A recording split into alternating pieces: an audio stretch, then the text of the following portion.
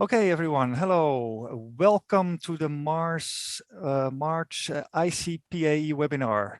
For those of you who don't know, the ICPAE is the International Commission on Planetary Atmospheres and their Evolution. Who thought of that name? And the idea is to promote professional exchange between the global community for planetary atmospheric research. So this webinar series is a recent initiative headed by our colleague Yeonjo Lee, together with Tao Kai, Daniel Lo, and myself. And what we want to do is really create a platform to showcase the latest results and get people in the field interacting with each other on a regular basis, interacting, I have to say. The series is funded by our parent organization, the IAMAS, the International Association of Meteorology and Atmospheric Sciences. If you haven't done so already, you can subscribe to our newsletter. There was a QR code. Oh, I see. I'm sharing the wrong slide here. There's no QR code, but you can go to the website, also the IAMAS.org ICPAE website to check out. Also, the previous webinars, will be available on our YouTube channel and on the Bilibili channel for those who are in China. So today we welcome Dr. Takeshi Imamura from the University of Tokyo in Japan. Takeshi has been a professor at the Tokyo University since 2016. But before that, and that's when we also met, I think Takeshi, it was in 2004, you were working in JAXA, at the Japanese Aerospace Exploration Agency, and you were involved in several missions, especially in the Venus mission, of course. So your main expertise is in the observation and modeling of planetary atmospheres, with an emphasis on the Venusian atmosphere dynamics and the cloud physics. So I'm sure we'll hear more about that in your talk. Takeshi has also led radio science experiments in the JAXA lunar mission, Selene, and of course the Venus mission, Akatsuki. The title of Takeshi's talk today is Mesoscale Meteorology of Venus Revealed by Akatsuki's Observations. So about 40 minutes, the talk approximately. Then we have a Q&A, which you can ask either live in the Q&A session, or you can start entering your questions in the Q&A. And while I'll be drinking my Japanese wakocha from Kyoto, I will be enjoying your talk. So Takeshi, the floor is all yours. I will stop sharing so that you can share your screen, and I will mute myself. Okay. Thank you for inviting me to this seminar. I talk about mesoscale processes studied by data taken by our Venus orbiter Akatsuki. This is the outline of my talk today. First, I will introduce mesoscale processes and our Venus orbiter Akatsuki, and I'll talk about cloud morphology and vertical temperature profiles seen by the Akatsuki mission, and I'll also discuss some future directions. First of all, what is a mesoscale? The definition is not very clear. In the Earth meteorology, we usually define mesoscale as the spatial scale from, say, 1 kilometer to 1,000 kilometers. And this scale is smaller than the so-called synoptic scale and the planetary scale. And this kind of hierarchical structure exists in the Earth's atmosphere. And the structure in planetary atmospheres is quite unclear. And now I'd like to define the mesoscale from more physical viewpoint. We usually use the length scale, Rossby radius of deformation, and this is the length scale at which the effect of planetary rotation becomes important. And the definition is like this. And the important point is that the Coriolis parameter appears here. And because of this dependence on the Coriolis parameter, the Rossby radius decreases with increase in the rotation rate. At the scales larger than this Rossby radius of the formation, the flow in the atmosphere tends to be close to so-called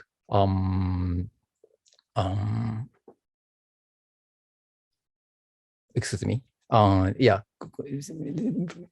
Flow in the atmosphere tends to be balanced between the Coriolis force and the pressure gradient force. And that this scale is around 1,000 kilometers on Earth.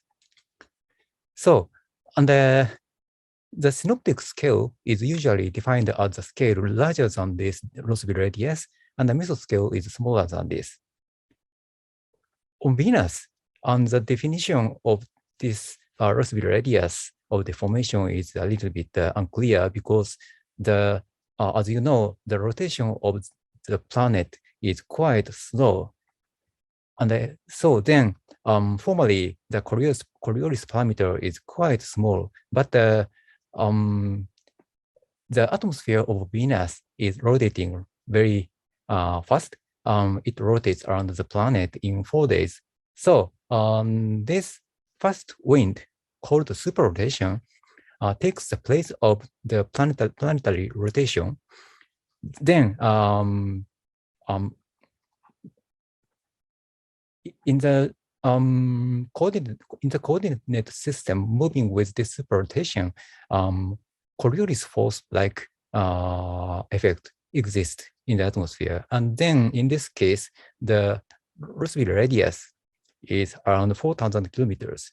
So from this viewpoint, the mesoscale on Venus can be larger than the Earth. Anyway, we'd like to think about the mesoscale processes in the Venus atmosphere. Until today, as for the dynamics of Venus atmosphere, we have studied mostly planetary scale dynamics, planetary scale processes. For example, recently we have reviewed the planetary scale wind structure at the cloud top using Akatsuki's infrared image data. By using infrared data, we can observe both dayside and nightside winds, and in this study, we found that the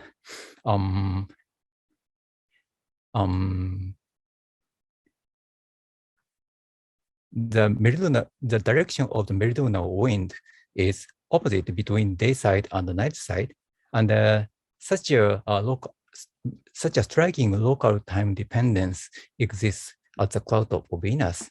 And we interpret this structure as the propagation of the so-called thermal tide, and we discussed the effect of this thermal tide on the maintenance of the superrotation. And theoretical or modeling studies of Venus dynamics also focused on mostly planetary scale processes. But the mesoscale processes should also be quite important. Mesoscale meteorology includes convection, gravity wave, and the shear instability, and so on. As compared to planetary scale processes, mesoscale processes on Venus are poorly understood. But we have various clues to mesoscale processes. For example, at the cloud top, we observe various intriguing cloud morphology. This figure shows a schematic of characteristic features seen observed in ultraviolet cloud images of Venus. We can, for example, we can see, for example, cell-like features in the equatorial region and fine streaky features and so on. So although we do not understand well at present, the cloud layer of Venus serves as a kind of screen that visualizes meteorology at meso to planetary scales. So we have developed a Venus meteorological satellite, Akatsuki, to study the morphology and variation of Venus cloud at various wavelengths. This spacecraft has 5 cameras and 1 ultra-stable oscillator for radio science experiment. The spacecraft was launched more than 10 years ago, and it arrived at Venus in 2015. The orbit of this spacecraft around Venus is a very long elliptical one, and in the original plan, the orbit was not so. In the original plan, the orbit is not so long, but because of some malfunction of the hardware, the final orbit is like this. But anyway, along this orbit, we continuously monitor the atmosphere of Venus by taking images every 1 or 2 hours. Here we show examples of movies obtained by this mission. As you can see, we can see various different cloud morphologies, different morphologies at different wavelengths. At ultraviolet, we see clouds and ultraviolet absorber at the cloud top. At 10 micrometer, we observe cloud top temperature, and in near infrared region, we observe deeper clouds, and at 2 micrometers, we observe the variation of the cloud top altitude. And by combining these information, we can study the movement and the circulation of clouds and atmospheric materials. Okay, let us move on to mesoscale processes. First of all, let me discuss atmospheric gravity waves. Gravity wave is a kind of atmospheric wave which can exist because of the buoyancy of the atmosphere. In the Earth's atmosphere, we sometimes observe this kind of wavy cloud features, and these features are mostly created by gravity waves. And similar cloud morphology is also observed at the cloud top of Venus, and these are images taken by Venus Express, and we see wavy features, and they might be created by gravity waves. Gravity waves are created by various processes, such as convection or flows over topography.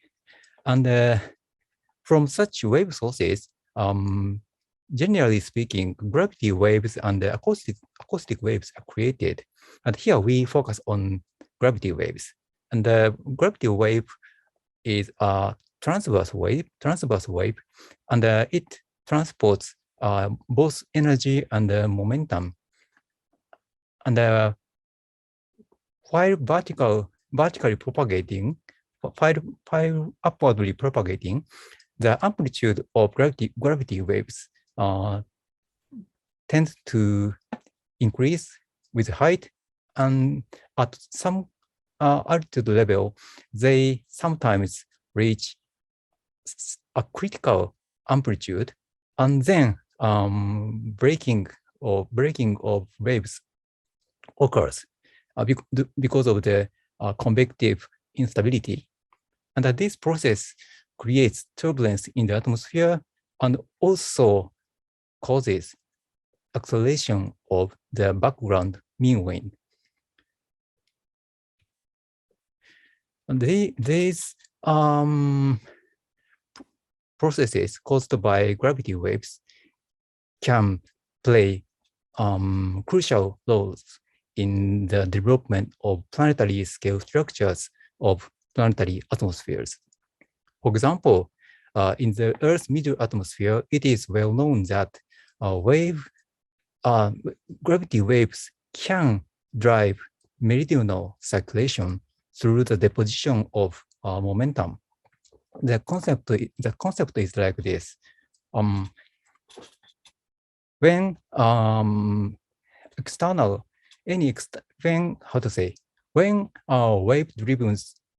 wave-driven acceleration is absent, we expect large-scale wind. The large-scale wind is close to the geostrophic wind, where the Coriolis force and the pressure gradient force are balanced with each other, like this.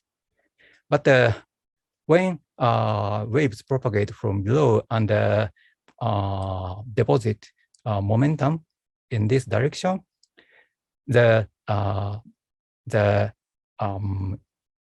equilibrium between these forces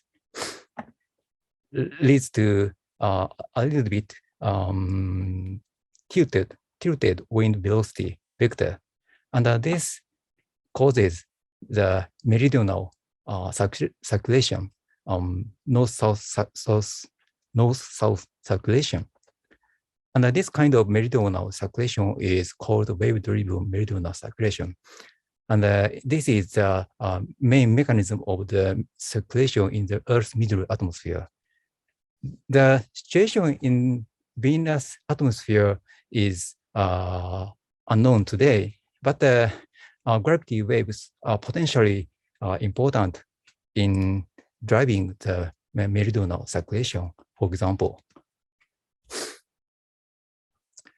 Okay, and Akatsuki discovered a new type of gravity waves in the Venus atmosphere. This is not a new, it is not appropriate to say that it is new type, but this type of waves was unambiguously identified for the first time in the Venus atmosphere. We took thermal images of Venus cloud, and we found this kind of bowl-shaped wave at the cloud top. And here we see 10 micrometer images projected onto the Venus topographic map, and you can see that this feature is almost fixed in position. And we also found that these waves appear at specific regions where large topography exists. And we interpret this stationary feature as mountain waves, of course.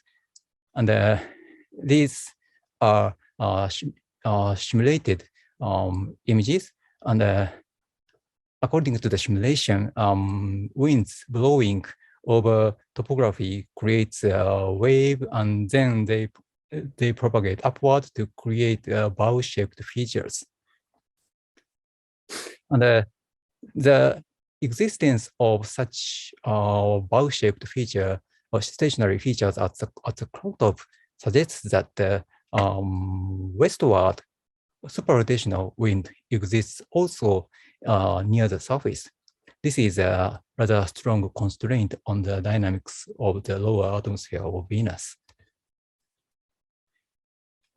We can see similar mountain wave features also at other wavelengths. For example, in ultraviolet and IR to 2 micrometer images, we see similar bowl-shaped features. So now we know that mountain waves exist almost everywhere on Venus. And recently, we could visualize fainter waves by averaging multiple LIR, multiple thermal infrared images. By accumulating multiple images, we could suppress noise, and then we could amplify or faint wave features. And now we found that so many bowl-shaped features are aligned, and this kind of wave trains exist, generally speaking. And zonal cross sections at these latitudes are shown here. The upper panels show the cloud temperature, and the lower panels show the topography. And as you can see, wave trains spread both upstream and downstream directions over thousands of kilometers in most of the cases. And this is a spectacular feature because and we did not expect this feature before this analysis, because according to our simplified idealized numerical simulation, such a wave train feature did not appear. But now we found this kind of long wave trains. But recently, this mesoscale numerical model of mountain waves conducted by Lefèvre et al. Showed that mountain waves can be trapped by the near neutral layer below the cloud and propagate both upstream and downstream. And then the waves can propagate upward to create wave train features like the observed waves. This panel shows a simulated cloud top temperature structure, and this structure is quite similar to the observed ones. So through the analysis of cloud top waves, we can infer the dynamics below the cloud and even in the low atmosphere. And we also found that the mountain waves appear mostly in the afternoon region. This figure shows the amplitude of stationary or mountain waves for against the local time for different target regions. The target regions are shown here. They are rather high mountain regions. And as you can see, rather large amplitudes are observed only in the afternoon region. And currently, no clear explanation exists.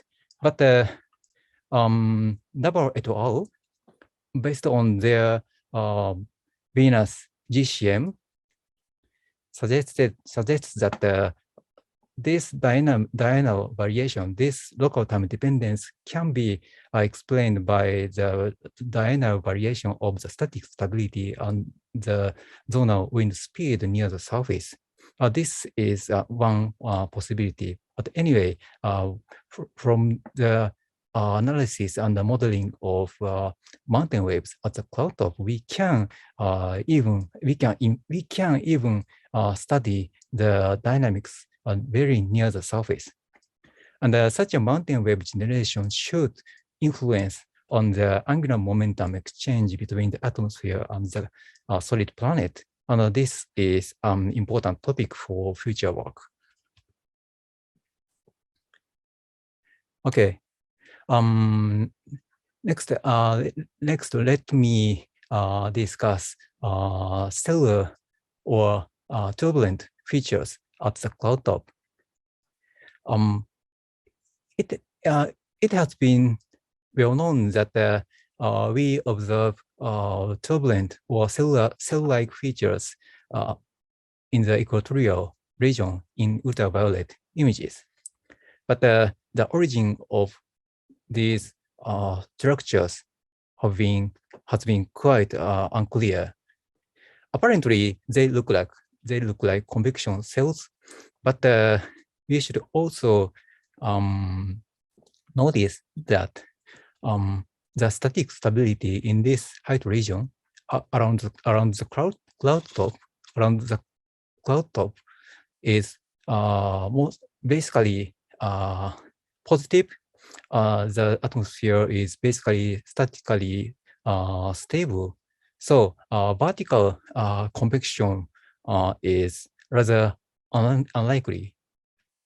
So because of this, another possibility might be a kind of horizontal convection caused by the inhomogeneous heating of the cloud by ultraviolet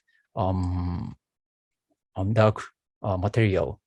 Anyway, the origin of these features is quite unclear. And to obtain clues to the mechanism, we have analyzed the temporal variation of small-scale features using the continuous or long-term data obtained by our ultraviolet camera. Yeah, and this analysis was motivated by the fact that in Earth's tropical atmosphere, movements of deep convective clouds is influenced by Kelvin waves in the equatorial region. The region of strong convection changes with time and coupled with the propagation of Kelvin waves. So maybe this kind of cross-scale coupling exists also on Venus. And if so, we can obtain some clues to the mechanism from the relationship with planetary scale phenomena. And in this analysis, we used 365 nanometer images and 283 nanometer images. And we have extracted equatorial region from the images, and we calculated the standard deviation of small-scale structures in this region, and also the mean brightness in this region that represents the planetary scale contrast. The length of the data is 40 Earth days. This panel shows the obtained time series. The blue curve shows the evolution of the mean brightness in that square region. And this orange curve shows the standard deviation in the square region.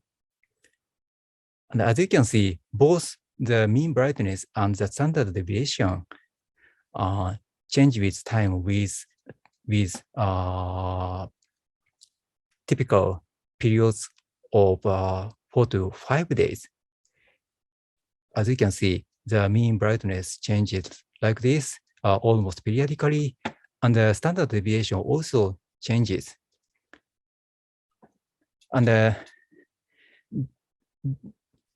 apparently, there is a negative correlation between these quantities.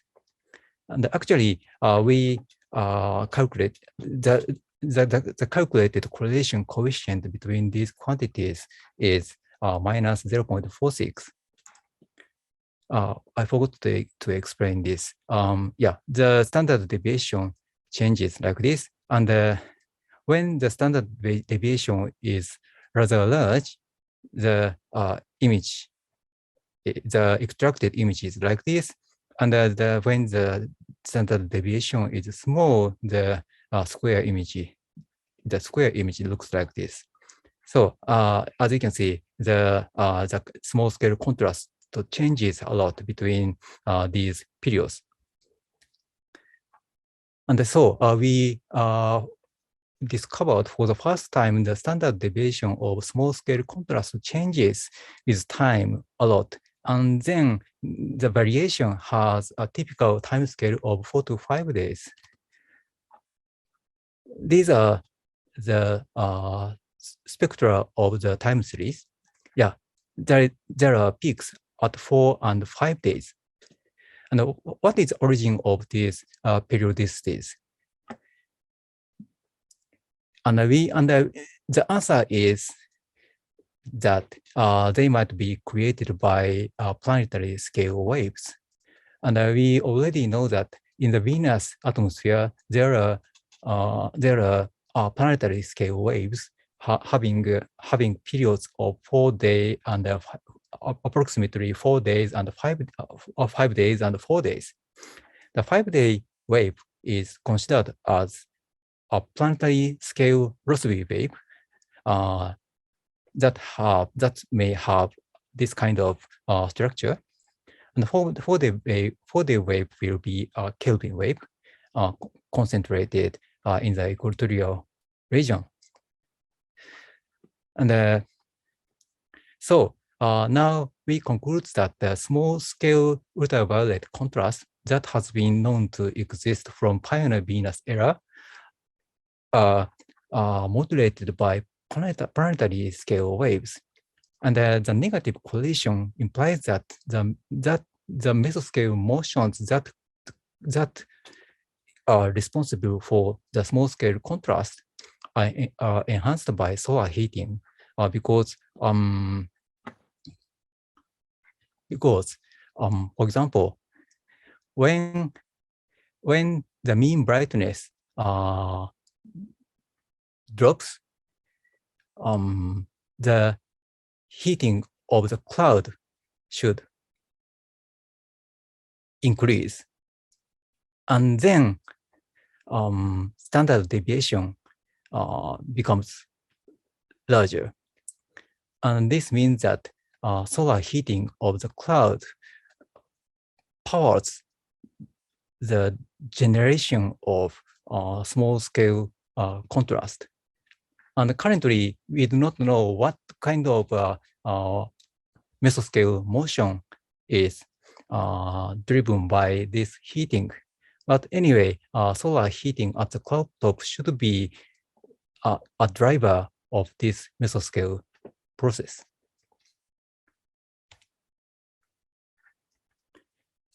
And to better understand the origin of the morphology of the cloud top, we have studied the correlation of the morphology between different wavelengths. We have actually calculated correlation coefficients between various wavelength pairs. But now I will show only one example. Here I show the correlation between ultraviolet and near infrared 2 micrometer wavelengths. these 2 micrometer wavelengths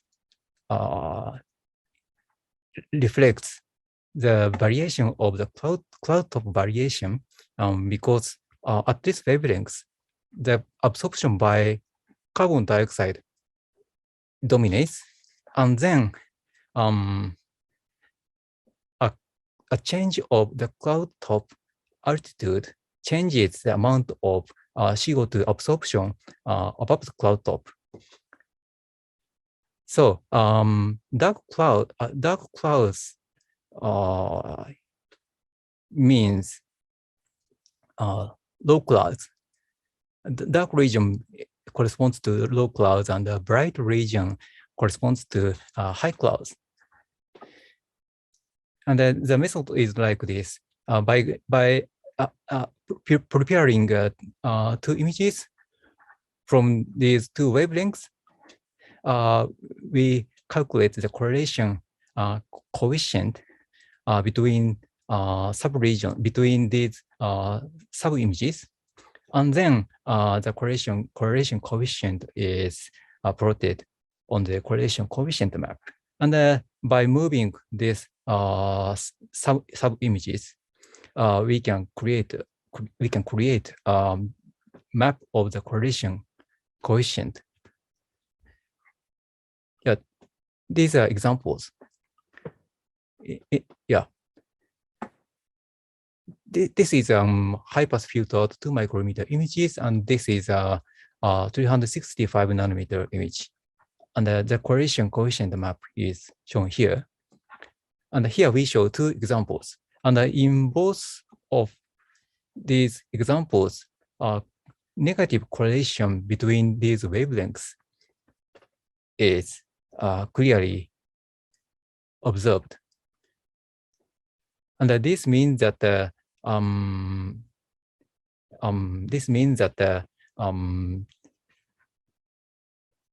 clouds become darker in ultraviolet when clouds are higher.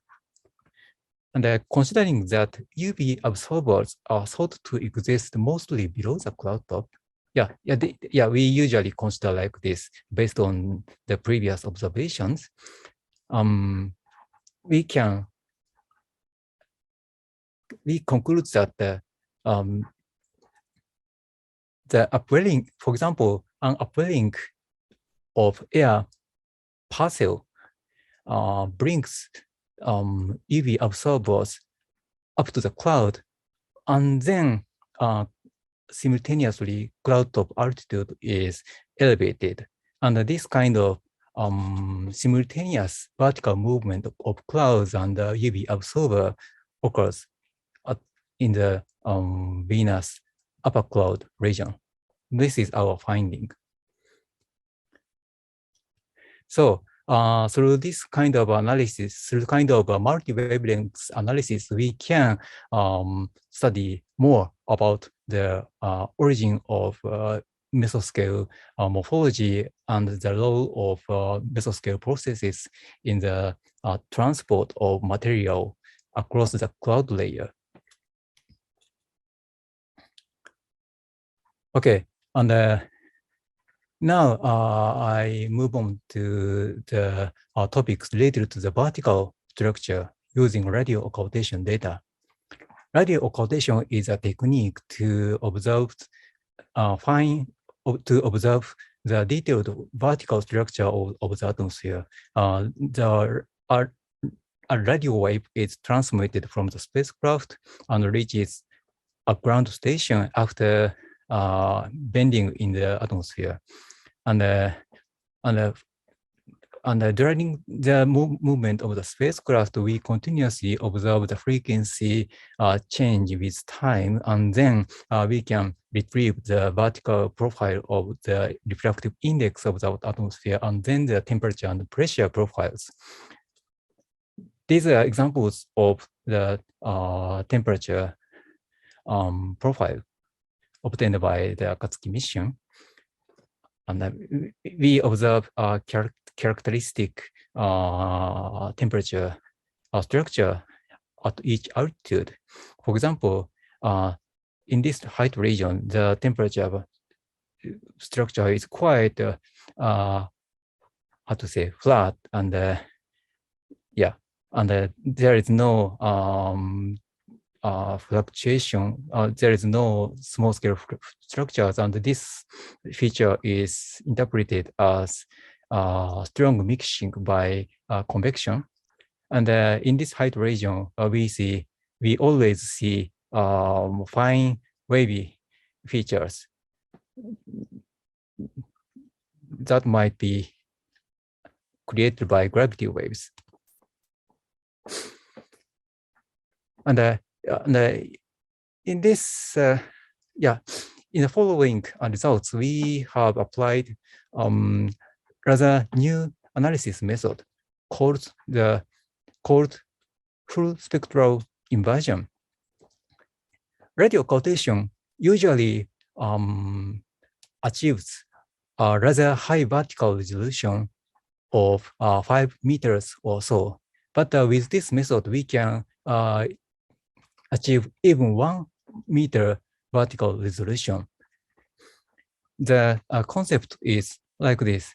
In the usual analysis method, so-called geometrical optics method, we retrieve the ray path at each time using the frequency at each time step.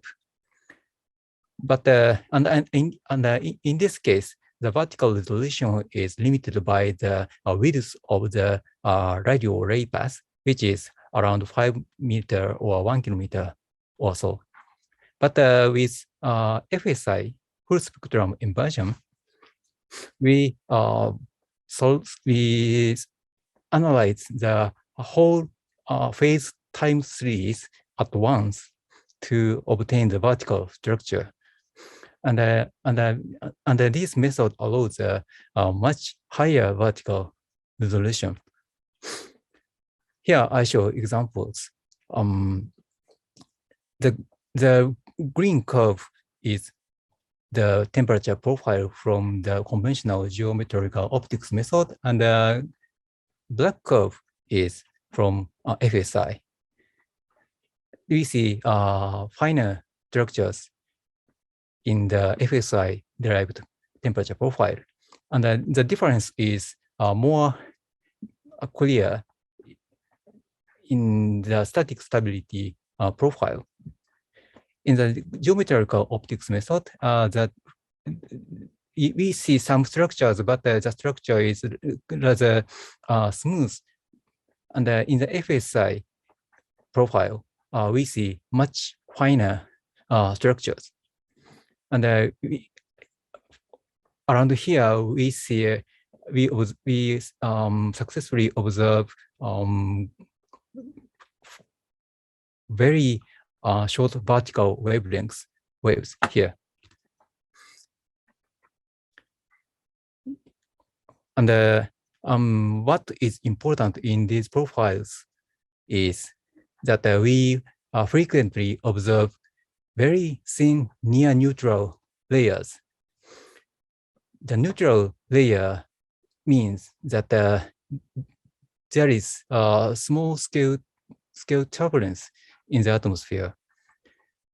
And for example, in these static stability profiles, we can identify near neutral layers at many places.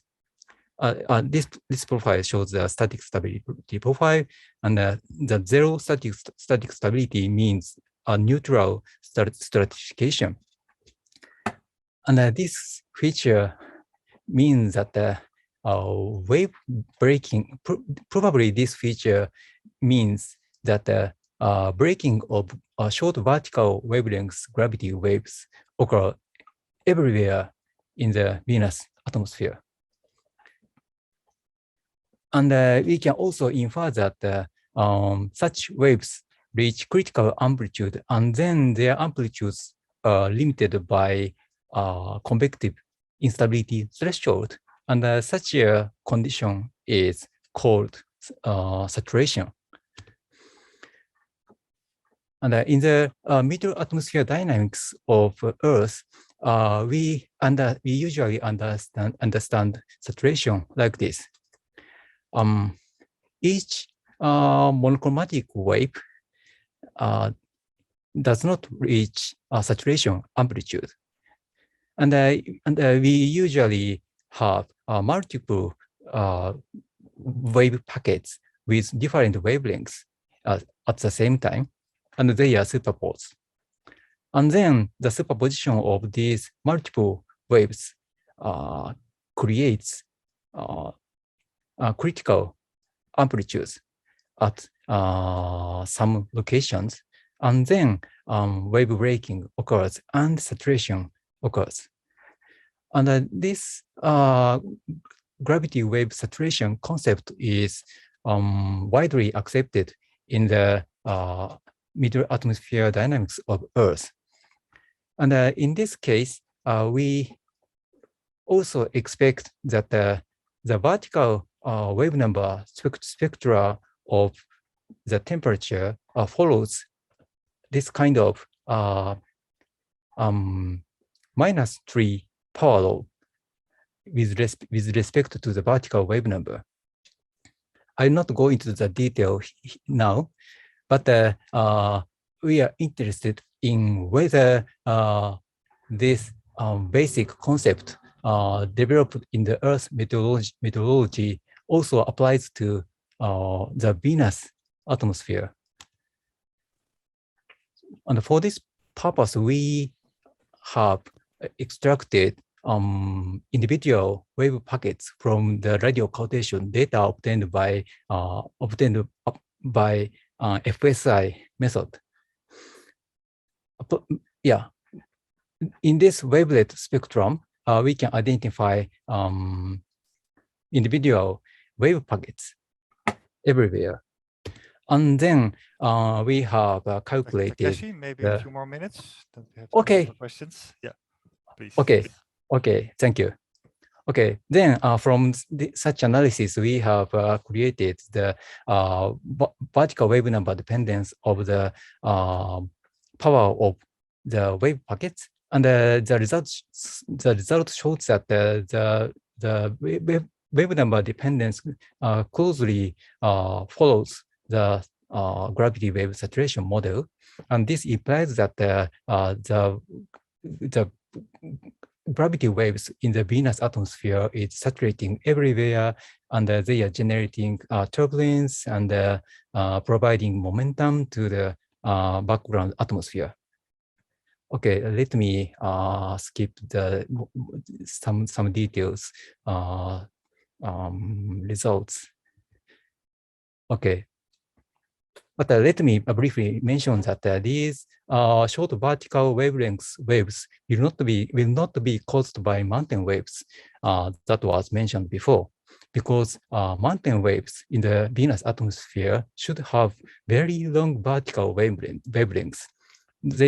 The wavelengths should be longer than 10 kilometers because of the rather fast intrinsic phase speed. This is caused by the superrotation. Yeah. For example, this model shows the vertical structure of the mountain wave. The wave is created here and propagated outward. And as you can see in the inclination of the phase surface, the vertical wavelength is quite long. So what is the origin of the gravity waves with such short vertical wavelengths? Yeah, we consider convection in the cloud is important. The Venus cloud is heated from below by infrared radiation from the lower atmosphere, and convection develops in the lower part of the cloud. And in this simulation, we see very short vertical wavelengths waves in the upper part of the cloud and above the cloud. And this might be the cause of the short vertical wavelengths waves found in our analysis. Okay, let me skip this part. Let me comment on some future directions. We have just started to study mesoscale processes in the Venus atmosphere. And we have to study a lot, how to say, and in addition to the topics presented here, various other topics exist. For example, in the ultraviolet and the other wavelength images of Venus taken by Akatsuki spacecraft show various fine-scale structures. Even in this image, where rather large-scale contrast can be seen, after high-pass filtering, we can observe, we can extract these very fine, streaky features everywhere at the cloud top. And the origin of these streaky features is quite uncertain. And but now we have other clues. For example, we can visualize infrared. We can visualize small-scale temperature structures using infrared images like this. And also in infrared, we can see similar streaky features. So by combining images at different wavelengths, we can identify the origin. We can more clearly study the structures of these mesoscale features. And hopefully we can identify the sources of these structures, morphology. And also in near infrared thermal images, we observe various intriguing features. At this wavelengths, we can see the spatial distribution of the cloud thickness. And then, probably we observe cloud structures deep in the cloud, near the cloud base. And I not comment on all of them, but we see, for example, abrupt change of the cloud thickness and wavy borders and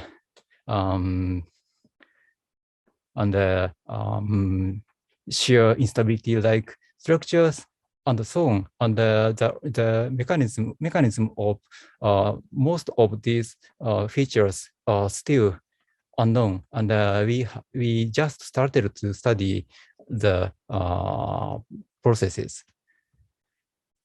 And finally, let me briefly introduce the data taken by the spacecraft. And all of the science data are open to the public, and they are archived in the Akatsuki Science Data Archive. And the images are basically provided in FITS or NetCDF format. So it is very easy to use. And we also provide thumbnails like this. And by just clicking these links, we can easily get the original data. So you can enjoy this Venus cloud data every time very easily. So please try. So as a summary, we have just started to study the meteorological processes in the Venus atmosphere using the newly obtained data. And there are a lot to do to fully understand the role of mesoscale processes in the atmosphere of this planet. Okay, thank you very much.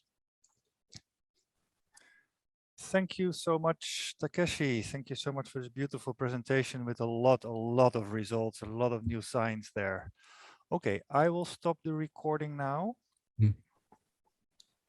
And